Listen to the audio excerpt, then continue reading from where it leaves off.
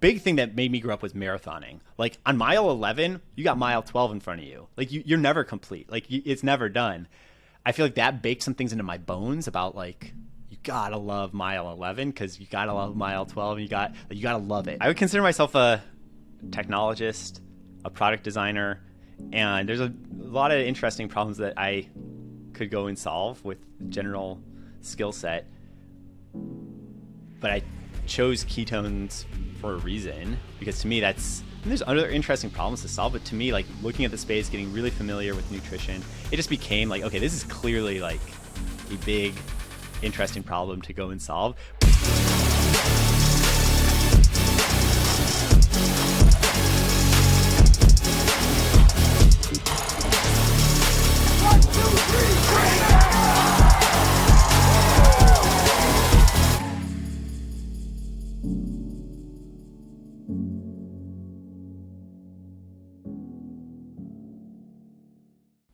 Hey, we are back at the Oz Shift podcast. Thank you so much for hanging out and coming and tuning into today's episode. We have a cool guest, man. There are some people that you run into in life in the oddest of ways. This was one of those people, the oddest of ways. But it's one of those things where you know when you've met one of those different nuanced humans that are not only a solid human but also doing cool human things, we'll call it. And this person's a creator of a product called Ketone IQ. And for me, I've known about ketosis, and as have you, and ketones and stuff. And somebody randomly sent me this in the mail. Like they were like, here's a package, and I got it in the mail. And I was like, I don't know what this is. And so I hopped on with the CEO, the creator of this stuff, who we're going to talk to today, had a cool breakdown of it, and I've used this product. And this is not an ad by any way it means, but on my long filming days, I'm usually smoked after having, this whole exertion of energy. And I one time recently did like a 6-hour video day, and I was done with the day, and it felt like I hadn't done anything. Like energy-wise, I was peaked. So it's a solid product. But that comes from the person behind the scenes, what they do, how they even brought this to the world. And I don't know any of that story. Neither do you. We're going to figure it out today. So I'm bringing to the show my guest, Michael Brandt. How are you, man? Doing great. Anthony, thanks for having me on. It's going to be a fun episode. It is going to be a solid, fun episode. All right, so I start the podcast every episode with one singular question. You can take it wherever you want. Let's say I'm walking around town, and I sit down at a coffee shop, and you're sitting next to me. I don't know you. For some reason, you turn and start talking to me. Why should I listen to you? That's something I would do. I would turn and talk to the person right next to me almost always. I have a couple answers to that. I think the answer that you might be looking for is, hey, look, I'm a marathon runner. I'm a CEO, venture backed, successful. I have all these stories to tell. I was on Shark Tank. We work with the U.S. Department of Defense. Have a multi-million-dollar contract. Like, yes. But actually, what I do, like when I'm talking to people on the cafe, plane, whatever, I actually start so basic. Like, what are you eating for lunch? I try to make people smile or laugh. Like, I don't think you should talk to me because I have a $1 million contract with the DoD or a successful CEO. I think the reason you should talk to me is because we're hitting it off like here, now, in the present moment. And I put my CV aside, back pocket, if that even comes up organically. Why we should talk is, I don't know, there's some chemistry. We're like laughing or observing or making fun of the person over there in the polka dots. Like that's why you should talk to me. That's why I would want to talk to you. That might be one of the best answers I've got, man, because you cover most of the time. There's no definitive answer. I don't even have an expected. People go everywhere. Some people are like, I would never talk to you. Like, I don't talk to people like that. Some people are like, I don't know. I'm not that great. So your answer of like, look, I'm dope. But it's not that I'm dope and I know I'm dope and I talk about it. I actually care about you as a human. So I like that response. It's cool. So let's just dive into this then, because all those accolades are amazing. These are skill sets you have as a human to talk and care. But none of this stuff is initial, out of the womb kind of skill sets or just desire. So I'd love to take you back. We go back to like you as a human. Like how'd you get to the point of being the human you are today? I didn't always fit in school. I got a lot of check marks on my report card for areas to improve on my behavior. A lot. A lot. And I never felt like a bad kid. Like I never felt like I was doing something wrong. I would just get because I'm at my standing desk right now. In grade school, I would always get these marks because I would stand while I was doing my homework, whatever, writing out my fill in the blanks in third grade. But the teachers didn't like that because I wasn't sitting in my seat. So it's not like I was running around like punching kids, being a bully. None of that. It was just like I didn't fit the mold. I'd want to be standing. I have ants in my pants, and I would like talk to people during class here and there. But I was just like, I wasn't a bad kid, but I feel like I got a lot of marks against me. Yeah. And that always just gave me an interesting stance regarding authority, regarding like the system. Because I think my parents, I think, were just very warm and supportive. Like they didn't love that I was getting all these check marks on my report card, but they generally had my side, which was like, yo, you're not like a troublemaker. Like try to Mhm. not upset your teacher so much, young Michael. Yeah. But like they also had my back of like they didn't like overly scold me on it. Like they understood I was just a little weird. And maybe the school system was a little bit Different. overly structured, and I don't Yeah. know. I've always had that kind of angle. Like, okay, I've been always a little okay not fitting in, going against the Mhm. grain. A lot I has can say the same. happened since then, but like that's kind of the stem cells of what made me me. Like back in the Yeah. day. I feel the same way, man. I was a kid that I was always in trouble. I tell people like I feel bad for the kids that were my classmates at times. I was a rambunctious, crazy, all over the damn place, bothering other people. And look what we're doing now. We're out here in the world doing cool things. Maybe it's a Yeah. prerequisite for being awesome in some areas. So you go through this journey of the school stuff, and you're navigating it. So you take out of high school. Like, what was your journey past like elementary school, high school? Like, did you go to college? Like, because you're obviously running a company that has a cool product, but the usually pathway to that isn't a straight line. Yeah, well, I had the good fortune of getting into Stanford for Oh, college. nice. So Sorry went to hear there. that. I'm a I duck, was man. My bad. no, it was awesome. It was a cool experience. I was maybe not your typical person to get in. I will be honest. Like I was surprised to get in, not because I don't think I'm Really? of that intellectual caliber, but like my grades were like solid. I was like top 10% of my class, but I wasn't valedictorian or anything like that you would expect. Wow. I did a lot Yeah. of interesting stuff on the extracurricular side, and like I was like buddies with my principal. Or I went to international science fair. I was captain of all these teams. Like I was captain of the math team and the soccer team. Like I had all these like X factor, weird factor aspects. Uh-huh. So I was not your like straight A textbook guy. I had good enough grades, and I think I had that kind of X factor. Good fortune to get into Stanford, and then while at Stanford, I just took advantage of all the resources I could. I majored in computer science. To me, that was that. It's like when in Rome. Like that. That was Yeah. a really fascinating area to study. A lot of the concepts there. I mean, we're all online all day, every day. I'm not coding in my day job right now, but it taught me these really hard principles around good systems design. Breaking a problem into parts and making subroutines to solve those different parts and having those parts come together. I feel like that skill set is generalizable to running a supply chain, running a well-functioning team, like a lot of the aspects, even looking into how biology works and different systems and subsystems interact with one another.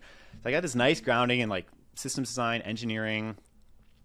Took a bunch of classes in like the other side of the school and like the design school where we would just like stare at colors all day and talk about how they made us feel in the design department, and kind of like brought them together. And I always was interested in that boundary between tech, hard tech, new technologies coming out in the world, and then the user experience around it and the way that it actually touches and affects the culture. My first job out of college, I worked at YouTube, like early days of Really? YouTube.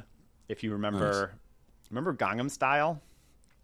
I do remember it. It's like one of the highest viewed videos in the world or something. Yeah, it was the first video to cross 1 billion views. So I was a product manager at YouTube in that era, working on like this is old news at this point, working on things like autoplay next video, and that was like a new feature. Working on things like that. So That's awesome, man. So how did you get the? Because here's the thing: a lot of the things you just listed are not what most human beings want to do. Which, by not most things, I mean variety. Try something, because you could possibly fail at these things. You could possibly try these things and fall on your face.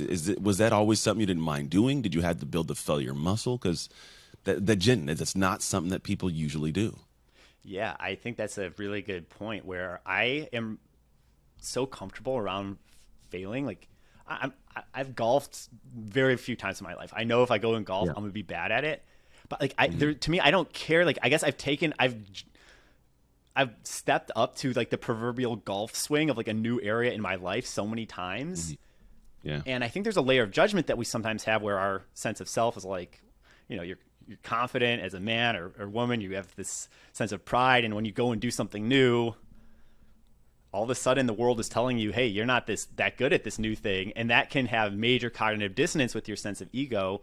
I think I've just like been through the runner on that so many times, including what we were just talking about at the top, where like in grade school, like people were telling me that I was like bad or didn't fit the mold, but I didn't feel that way deep down inside. Yeah.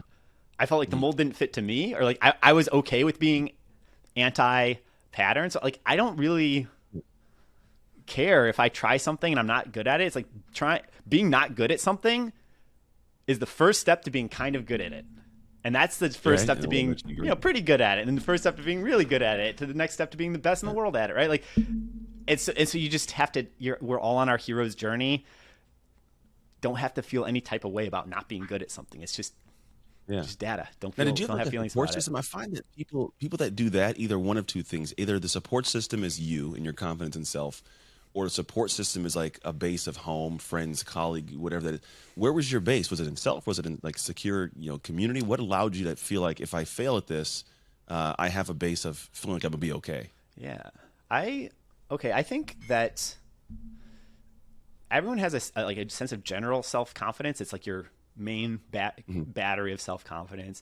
And then in specific domains, I think almost everyone in life is like really good at at least one thing. Like you're at least really good at playing this one video game or flipping hamburgers or like whatever. And then as you get good at specific domains, those kind of contribute back to your like general pool of confidence. And that's how I think about it. And so, and then that general pool of confidence, you bring it with you. So if I go golf, which I'm not good at golfing, I come in with like this general pool of confidence that like helps me ride the ups and downs of being terrible at golf for the first 3 months or 3 years or, however long it takes.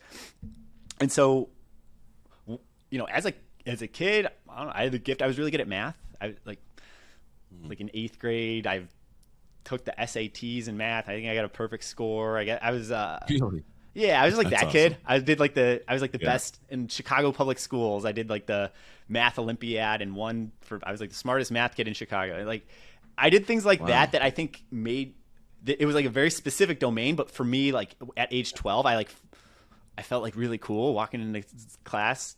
I was like the math champ, pretty cool. and that like gave me that sense of general confidence. And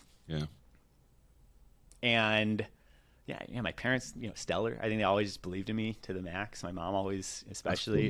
Both my parents, like they just always had my back. They were always rooting for me. Cannot discount that. I know I didn't have that. Not that I had them against me per se, but it definitely was one of those things where you don't always have like this full sense of. So that's awesome, man. Because when you have that, I think it does lead. I like the way you frame that pool of confidence, because a lot of us are waiting for that thing to fill up on its own, and it doesn't. It fills up because you do something, and sometimes you detract from it. But after time, it builds and it builds until like I'm the same way, dude. I will for 100% lose a sleeve of golf balls in the first hole. Like it's not a question. I'm not going to try to do it. I'm trying not, but it happens. Yeah. But I still I'm okay. I'm not a horrible human because I can't hit a golf ball down the thing. And I think eventually you'll keep doing the things that keep you in the flow of learning, and then you get better because you're learning, and then you get better overall.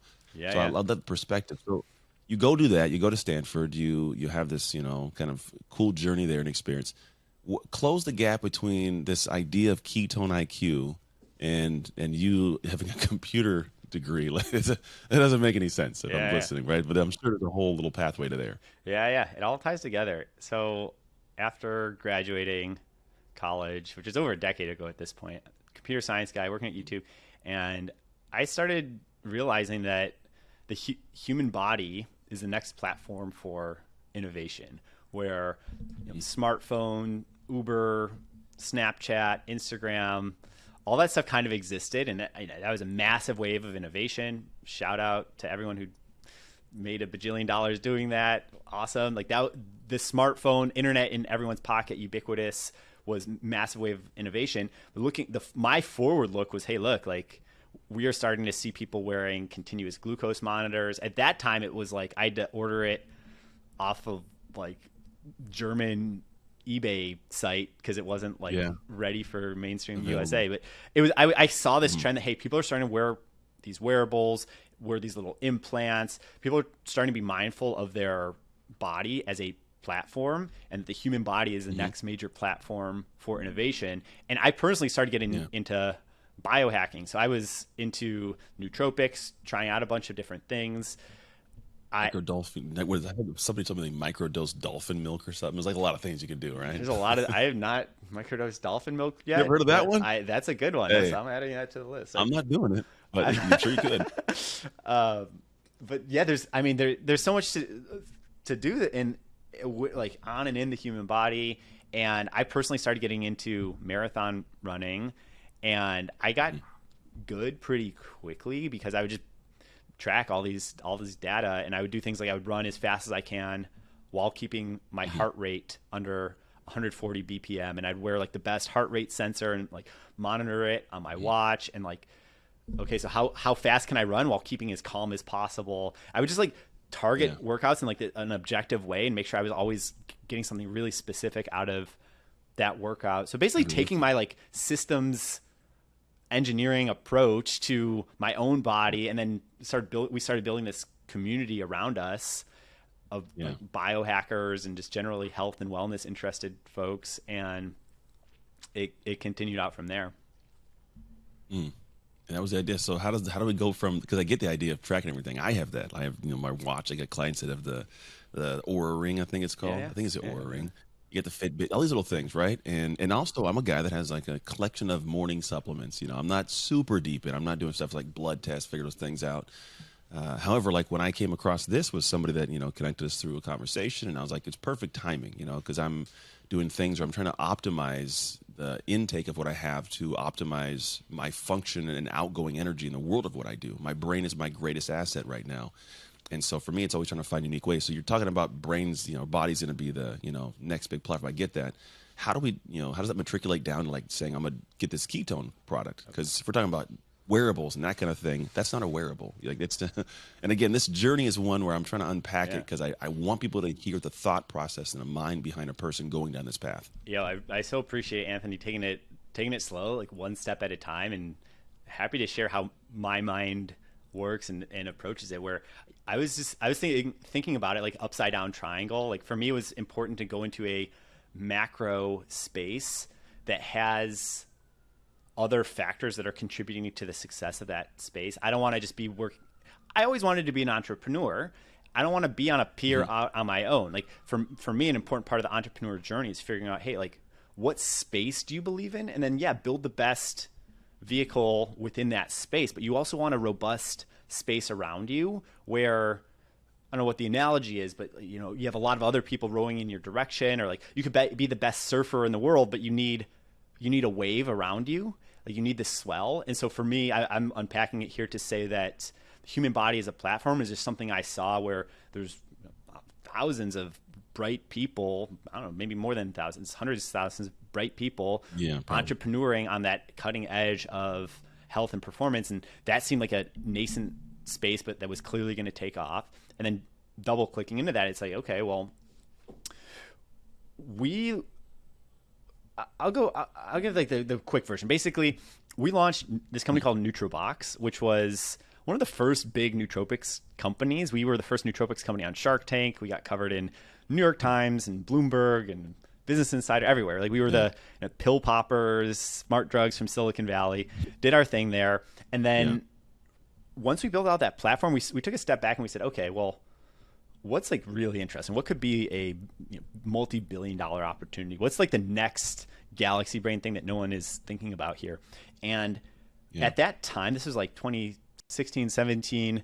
This is when like bulletproof coffee, keto diet.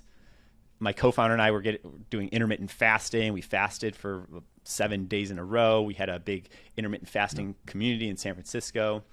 I was getting into marathon running, and what we saw, this common thread across all of these, like your bulletproof coffee, your intermittent fast, your endurance exercise, in all of those contexts, your body makes ketones, right? Because whenever your body is running low on carbohydrates, glucose, blood sugar, all the same thing, whenever your body is running low on blood sugar, you start making ketones. And so we asked the like dumb/smart question there, which is, okay, everyone's putting butter in their coffee, keto diet, fasting. Everyone's going through all these hoops to get their ketone levels up. Interesting. Why can't I go to the store and buy a ketone? And it was like, it's that like, it's like a fifth grader question to ask, right? It's like dumb Yeah, smart. It's super logical. and which I have respect for, like the masters of anything. It's like, I don't know, Kobe Bryant was really good at shooting a free throw. You know what I mean? Like the masters are good at the simple things, and there's some mastery within simplicity. So we asked that question: what is why can't you go to the store and buy a ketone? And there's a really complicated, interesting, long answer in there, but basically, the U.S. Department of Defense had looked at that exact question in the early 2000s and had isolated a ketone, from outside of your body, that like they manufactured a ketone that you could drink. They did some basic science around it, had shown some really interesting results, but it had a couple major issues. It was extremely expensive and extremely bad tasting, and they left it on a shelf essentially to collect dust. We in 2016, 2017 picked it up off the shelf because we were asking that question. Everyone's again doing keto diet, bulletproof, all that stuff, and we said, hey, look, like there's something here. Like it is technically feasible. It seems like it's just an engineering problem. Like if we can scale this up, figure out the cost, figure out better formulation around it, figure out some chemical engineering around the palatability and taste around it, like that could be the next big thing. Like ketones could be the next, collagen or CBD as a nutritional primitive, because everyone's already talking about it. You just don't have the simple answer of like why. The whole diet wrapped around it of just keto. It's a whole entire way of eating, and just to get the ketosis and get the ketones in your body. Yeah. And it's really interesting around the keto diet, because one thing that we are always talking about is that for a lot of people in the keto diet, it's seen as this weight loss diet where ketones are a byproduct, where it's like you're sawing wood and ketones are the sawdust. We've reframed that to the sawdust itself is like this magic molecule. Like the U.S. Department of Defense had this program called Operation Metabolic Dominance. We're working with them ongoing with Special Operations Command. We have a $6 million contract with Special Operations Command working on, like these people are not doing keto diet. They're doing like normal healthy diet, and they're having ketones on top of it. So that's been an interesting, I would say, evolution of the space as well, where I think 5-10 years ago when people were first talking about the keto diet, it was like a lot of weight loss people. And, I think it works for a lot of people for weight loss. I think it's a really good, I think anyone who's interested in weight loss should at least take a serious look at keto diet. But the sawdust itself, like the ketone byproduct, like whether you're doing keto diet or not, that ketone itself is really freaking interesting. It's really efficient, crosses the blood-brain barrier. It does all these things to where now we're in this world where it's like, we service a lot of keto diet people, but I don't know, like Gwyneth Paltrow has ketone IQ in her fridge. Like I was just on Lance Armstrong's podcast. All the Tour de France cycling teams are obsessed with ketone IQ, and like they're not doing keto diet. So it's interesting to see this story coming true in real time, and still a ton of work out ahead of us to do. Break down, So I think I grasp it, but I don't think I grasp it enough to be able to talk to it. But for the person sitting here going, keto, what the blood-brain barrier? Can you break it down in layman's terms? Yes. The benefits of ketones in somebody's life. You broke it down for me in a way that made sense, and I've been using it since like almost daily, bro. It's fire for my life. So I would love for you to break down what is going on in my body that is making me sit here and tell you that. Yeah, like I'm sipping on it right now too, and we're right here, dog. Look, cheers. I got mine. I do. Hey, yo, I'll get a little pop of it. I already had some today. Can you have more? Is that going to break your brain if you have too much? You can have a few of these a day. Oh, you can? Oh, I thought it was just one. All I need is one. More than that, it's a problem. Yeah, one usually does a trick for people, but you can have a few. So then we got this. What's going on when I take this stuff? Okay. Right? Humans are really unique species in large part because we have the largest brain to body mass ratio, most advanced consciousness, cognition. I mean, we're just talking about dolphin milk. I think dolphins are, pretty smart, but I think humans take the cake for, we're the ones going to Mars. Anyway, we have these big brains, and your body has basically two energy systems. You have your sugar energy system, carbohydrate energy system, and then you have your like fat/ketone energy system. And your body cannot store that much carbs. There's a big issue there where you just cannot store that much carbs. You can store like a day or two of carbs if you haven't eaten in a day or two.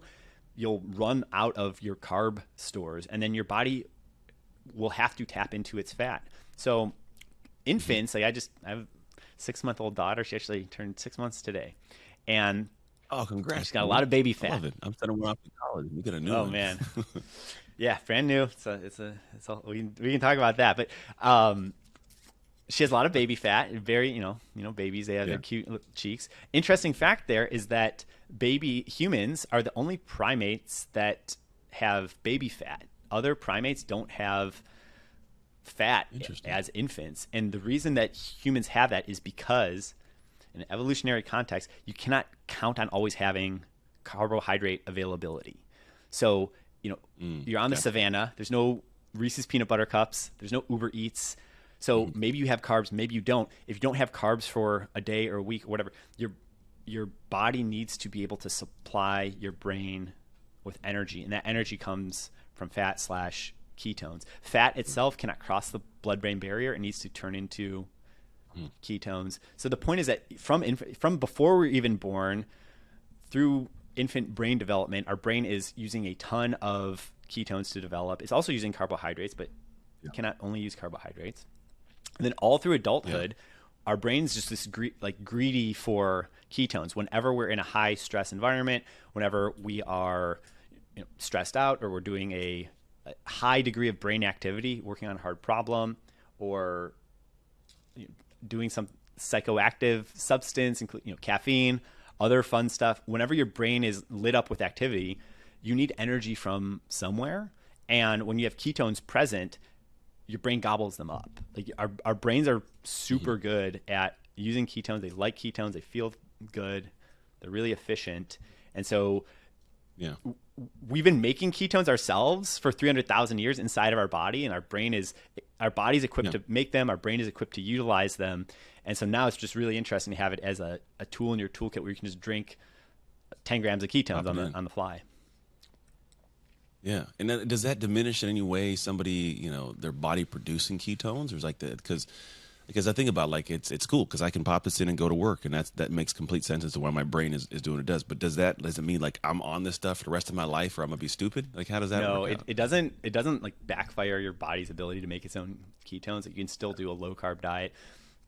Like, if anything, what it accelerates is the uptake of ketones. There's certain enzymes that you need to metabolize a ketone that your body makes naturally, but you get better at making them the more time that you have elevated ketones. Again, whether that's endogenous, meaning keto diet, low carb, endurance exercise, fasting, like any of those contexts where your body's making its own ketones, or if you're drinking it through ketone IQ, you're having it exogenously. Like, your body, when it has more ketones present, will upregulate the amount of enzymes that you're making that can metabolize it. So you're not backfiring it. It doesn't. But you're actually helping. It doesn't have and it doesn't have like this tolerance effect. It's less like caffeine, and it's more like water or protein. Like, you don't build a tolerance to protein. Like, your body just has an ongoing need for protein. Your body has an ongoing need for metabolic substrates, like calorie containing molecules that it can use for energy. So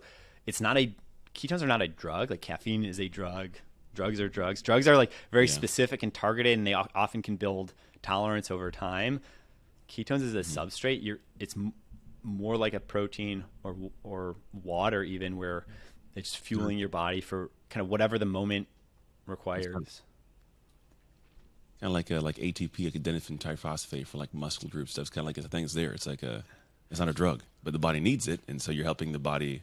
I like how you framed it like that, because you're trying to say there's an enzyme that's necessary for it to actually be, uptake. And so with that, I'm actually putting my body in a position to do more work to build that muscle. We'll call it building the enzymes, so that later on, if I do decide not to take ketone IQ and I'm doing something to get my body into ketosis to release the ketones, it's actually going to be doing a better job because previously I had ketone. And the word for that is metabolic flexibility. You're training your body.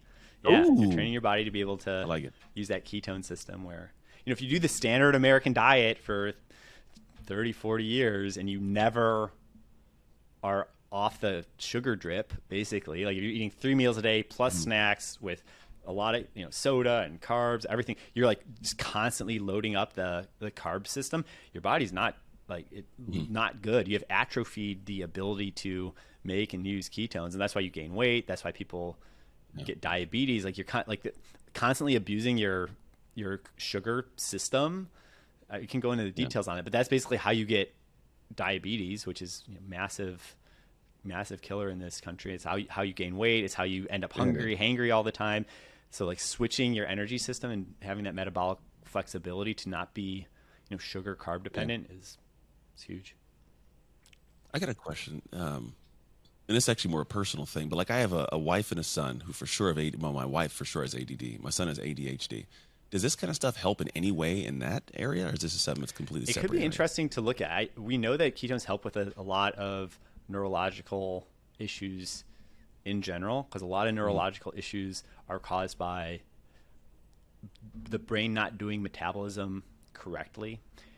And again, the brain has two options mainly. It has glucose, it has ketones, and a lot of issues around Alzheimer's or like the true damage that's done from like a TBI and concussion is due to interference with the brain's ability to metabolize glucose. So ketones don't require the same set of enzymes, and they can be more efficient in some interesting ways, and they cross the blood-brain barrier. So you're able to like recover cognitive ability in some of these cases. Like there was this big study done around Alzheimer's where they had people having MCT, which maybe people know about. MCT is a form of fat that relatively easily converts into ketones. It's not as powerful as just drinking a straight ketone, but it's like pretty good. There was a study done by this leading Alzheimer's researcher where he basically had Alzheimer's patients taking MCT frequently and low carb diet, and showed that they were able to not only slow progression of Alzheimer's, but reverse it in some cases. They were able to like increase all these markers of cognitive efficiency in these patients, because basically Alzheimer's was due in part to the brain's inability to metabolize glucose. So ketones as this alternate substrate that your brain's really good at using for all these evolutionary reasons, it can sometimes provide this like rescue pathway. So I don't know, ADD, ADHD per se, but like, it's try it. Like, it's a very low side effect profile. Maybe it works, maybe it doesn't. It's like I wouldn't be surprised because of the way that ketones play in the brain. Yeah. I love your ability to have such a huge knowledge of this, because I'm not listening to you going, this is a computer programmer, right? It's the guy that can code in any way, shape, or form. You sound like a scientist, chemical engineer. It's pretty cool. What was the off shift moment? Because that's the big thing. It's whole off shift moments, right? What was that off shift moment where you're like, I have something special? Did you create something in your garage and then you started drinking it and trying it out? Like, I'm sure it didn't just go from like, here's an idea and then here's Keton IQ out into the world. What was kind of that journey to get back, to get out into public, maybe to get it created and tested? What was some of that kind of steps? I had a off shift moment personally where I realized that there was something good going on in the deep science. Definitely, like, there was a few dozen people in like the deep science who were like extremely excited about ketones. Yeah, I don't know if these names mean anything. Like, yeah, you're like Peter Attia's, Tim Ferriss. I think a lot of people know was playing around with it. Like Dom D'Agostino. You had these like kind of like a decade ago. You had like these. I honestly think it was like less than 100 people at that point who knew how exciting the potential was. And I could just see that it wasn't like translating. Like collagen, boom, hair, skin, and nails. I get it. I get why I'm going to the store. I get why, certain brands just back a pallet of collagen up into Costco every week. Like, I think that line has been connected. Yeah. And I was just seeing it not connect. I was like, okay, like some of the smartest people in metabolism are like obsessed with ketones. Like either they are insane and this is like going nowhere. And like, I don't know, it's, 100 people have been crazy before. Or it's this big little secret that like nobody knows. And my off shift moment was that I think I am good at speaking all of the languages of the stack. I don't think I'm the best at any specific layer, but like deep science, I can talk there. 20-minute semi-deep call, I can go there. 5-minute explaining to the buyer at a grocery store what this is, why they should put this on the shelf, I can go there. 5-second, like getting what's on the packaging to come across and hit your retina and convey just 5-second, like how's this going to make you feel with like I don't know, cool color pattern and like the main badges that hit your retina in 5 seconds. I do not consider myself the world expert at any one of those, but I can speak all of those languages pretty good. It's like your friend who's like can kind of speak Italian and Korean and Portuguese. Like I can, I'm not going to pretend. Like our research lead has a PhD in cardiac metabolism from Oxford. Absolute dog. Like just knows everything. Our designers, amazing. Like I just know they've built different. They just see things, make things more beautiful than I could ever. But what I think my special gift that I realized at a certain age was the ability to translate across all of those languages, which then made a lot of sense for me to be a founder, be a CEO, be able to connect the dots between these different people, where it's like I don't need to be the smartest person in the room, but I need to make sure that I've hired the smartest person, and the smartest person in area A is talking to the smartest person in area B, and if that needs to be bridged, I can bridge that. And that was like a personal awe shift moment that for me. It was like, I think I can solve like a business problem that spans technical complexity on the science side, supply chain complexity, like branding and messaging complexity, regulatory complexity. Like there's all this complexity. And I had this moment of confidence where it's like, I think I can do it / corral a team to do that. Bridget. Dude, I don't know if you've made this connection, but I just made the connection. Like we were earlier talking about, you tried the things, you did the stuff, and I did soccer, and you were the math captain. Like you had these human traits that are now showing were amazingly valuable to try different stuff. Because I get what you're saying. Like in my company, we have people that do the tech stuff, like they set up the websites and communication, right? Then we have people that do the marketing, and then we get videography, and we get sales team stuff. And it's obviously not at the level we're talking about science step. However, I can talk to each area in a way that allows me to have the conversation make sense, bring it back to the brain, and then disseminate it where it needs to go in ways that are faster and more efficient, as opposed to me having to bring that person over here. You think through it, communicate it back to me. I'll talk to them about that. It's like, no, here's what they mean, and you can delineate a clear line of what has to be done action wise, and that's powerful, because then you're taking like like you said, you saw this stuff, and I can take it from here, here, here, and here, put a big idea together. Talk to each person to get them enrolled in the idea. Yeah. Now we move. That could be like the greatest human quality that you have for this, and then pair that with an amazing product and concept and structure that I'm sure you've improved over time.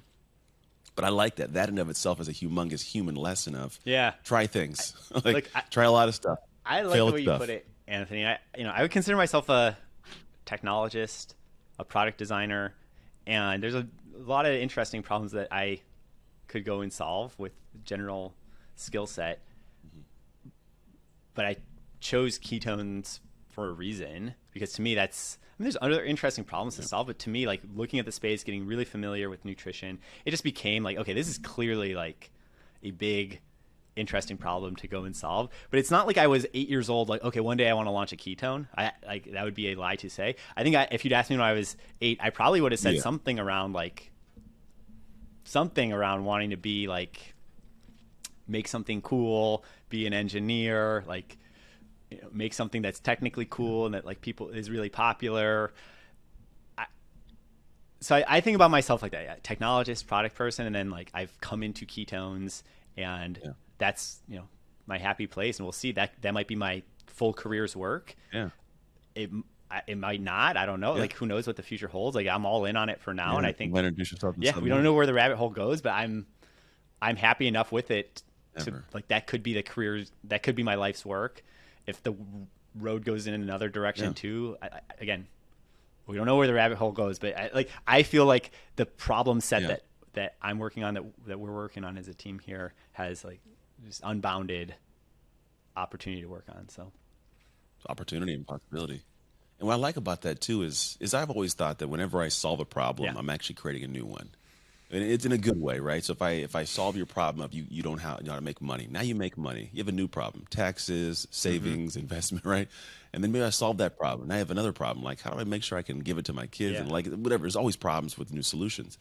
And so I see in you like as the mind goes in the field. I'm just joking, but like I can see in you this idea of like you're gonna solve some problems because it's like since you're built to do these things. And I can almost see like some new weird thing popping on your plate in like 10 years. Like, oh my gosh, this whole thing I did for 10 years was to get to this thing, and and maybe it's not, maybe don't drop this by any means, but I think humanity is always progressing Like, forwards, and what you have is something that's powerful to progress forwards yeah, with. like That's maybe. cool. Oh yeah, go What ahead.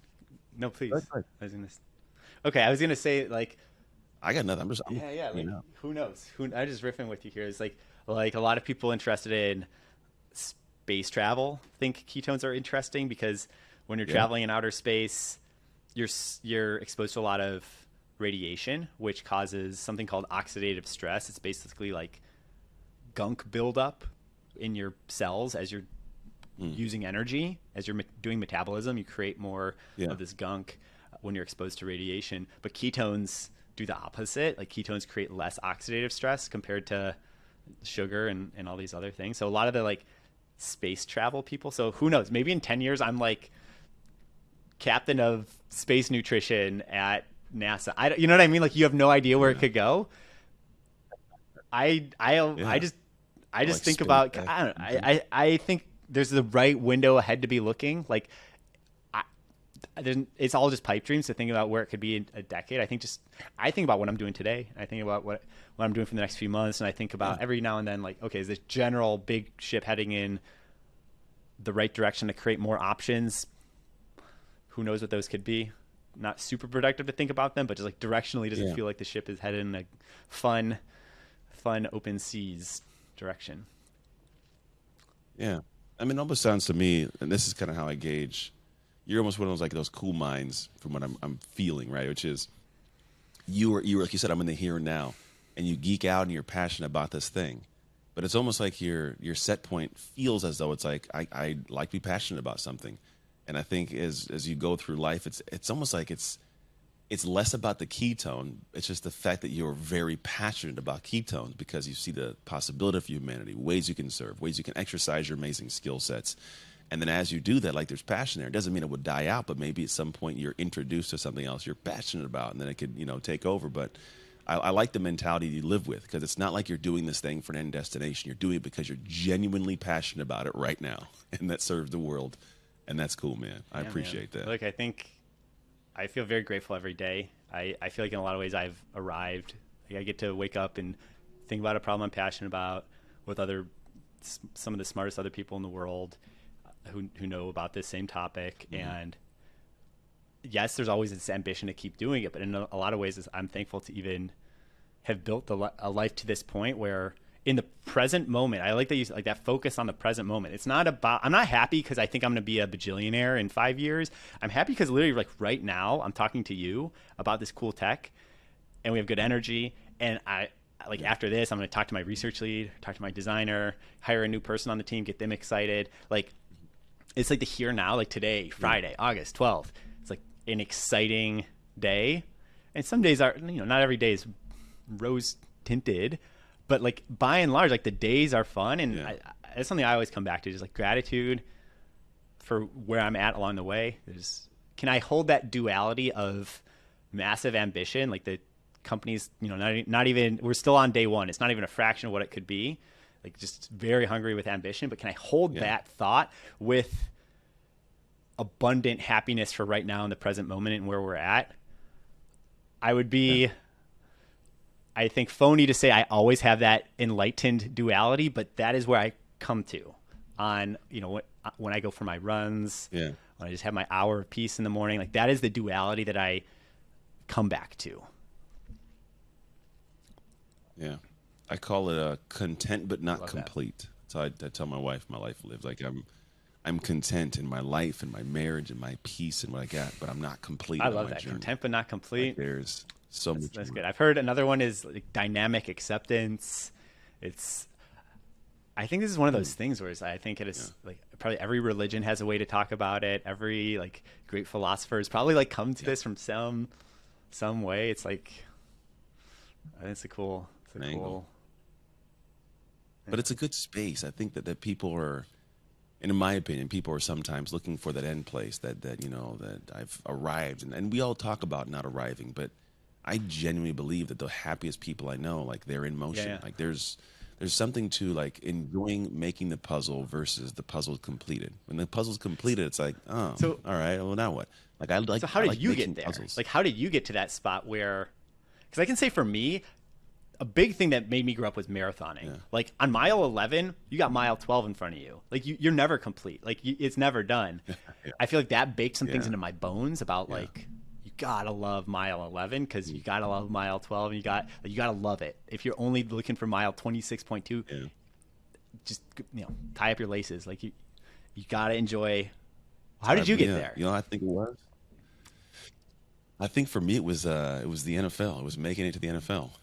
You'd think like, oh, achievement. It was like, it was cool. But then at a certain point you realize like, that's all right, now what? It's the highest level in the world for your sport. That's supposed to be the big pinnacle thing. And then you realize like, not that it's bad, but like there's a momentary elation, and then it's like you settle into the motion. And then that, and also I got there by releasing my grasp on the world's scale and acceptance. Like the world's scale of what success is and the world's acceptance for my position, because no matter what you accomplish, there's always a level above that. The top of one room is always the bottom of another one. And so I started realizing that I could not accomplish the most I wanted to in my life if I felt like every time I accomplished something, I felt bad.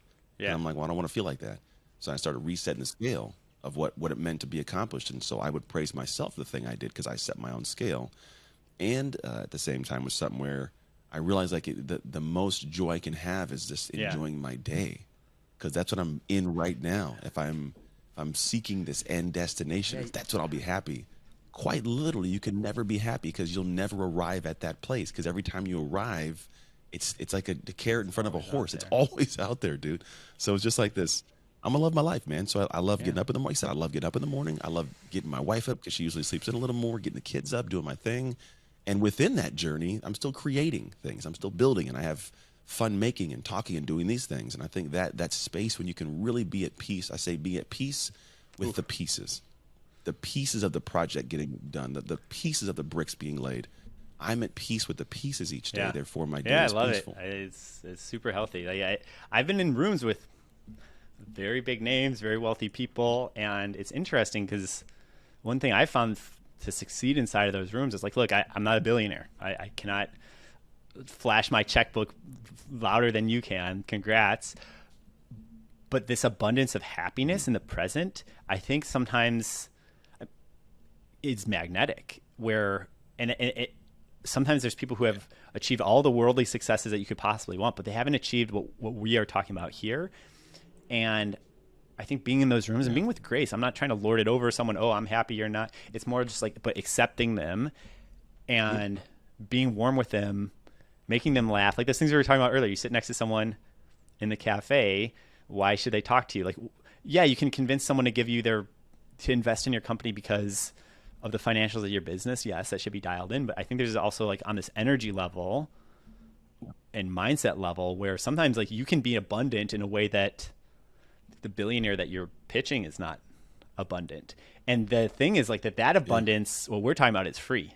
It's the cost of doing the work on yourself, which, maybe free is like a flippant way to say it because it can take years, but like it's free in the sense it is right there when you're ready for it. You can grab it and then you can take that with you. And then you're able to start, like, there's all these transactions in life where if you bring that energy, that kind of intangible value to the table, and you're someone like you're just like a cool person to know, Anthony. Like if I have if someone has a choice between doing a deal with like XYZ other people, it's like, it's not just about the money. And by bringing that energy to the table, you give yourself, you kind of scooch up a couple of spots in the line, or maybe you're the front of the line because it's like, you know what? I like this person. And I think that sometimes gets lost in the business world because everyone's, got to make money, got to keep the P&L up and to the right. You got to return shareholder value. Like that is all important. What I'm saying is that I think like vibes are an important part of how you build out business success. Like you got to be about the numbers, but you can't be all about the numbers. Like you cannot miss. Yeah. I totally get it. Yeah, it's almost like it's like you could become a billionaire, but who do you become? And then when you become a like, can you become that person? Like, and then like the money will come. Like how does that person like walk, talk, and act? And then can you? I do. It's like it's hard because you're like me right now. I'm trying to put words to it. I don't know exactly how, but I totally understand from an emotional and like connected, empathetic spot of like what you mean. Because there is a space where you can walk into a room and you can see someone across a room and be drawn to them, surely by how they are carrying themselves, how they're looking at other people, their body language, their feel, how other people are gravitated towards them. And it's like, you may not even know their name, what they do, how they sound, but visually seeing them carry something. And that is and it's deadly a non, verbal communication thing that, like, I hear what you're saying. You probably draw people in sheerly off of how you exist in humanity, so true. in their space. In life, there's no rules for so many interactions. Like, there's some people, okay, you should clearly be enemies with this person. Like, they're playing for the other team. They're diametrically opposed. Like, some small fraction of the world is actually like direct zero-sum competitor. There's some people that, like, clearly you should ally with, like, clearly, obviously you should work with this person, be friends with this person. And there's just, like, so much gray zone in the middle where I have all these stories. Like, I've met companies where, like, maybe we should be competitors, but maybe we should just cooperate. How about that? Like, you know what I mean? It's like, maybe we could, like, and if you come in with that energy of, like, high beef factor where you're like, then okay, you just made an enemy. Cool. Like, but if you come in like, hey, like, look, like, we work on kind of similar things. We have kind of similar customer bases. Let's collaborate. Like, let's do an event together. Let's trade. You know what I mean? Like, and so I think those, when they say, the inches are all around you in life, like, having those good vibes to bring into those conversations and trying to round things up versus round them down. Like, and it's just a million touch points over a year, right? It's like dozens of touch points every day, every minute that you can be rounding in the right direction. And it's like, it's always on, but you gotta be that person, and then it will just happen to you. It's not like you came out.